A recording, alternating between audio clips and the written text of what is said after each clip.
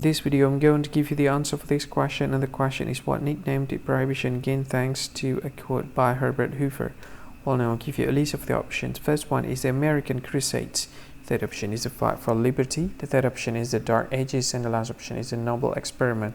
So from these four options, which one is the correct answer? Now I'll give you the correct one, and the correct answer for the question is the Noble Experiment. So that is the answer for the question, the Noble Experiment. That's the answer. Hi, thank you so much for watching this video.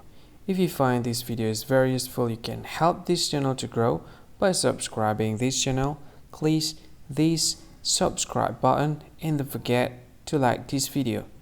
And if you find this video is not really good, or you don't really like this video, or you kind of feel that it's a little bit offensive or something like that, you can click this one, dislike button. You can do that anyway.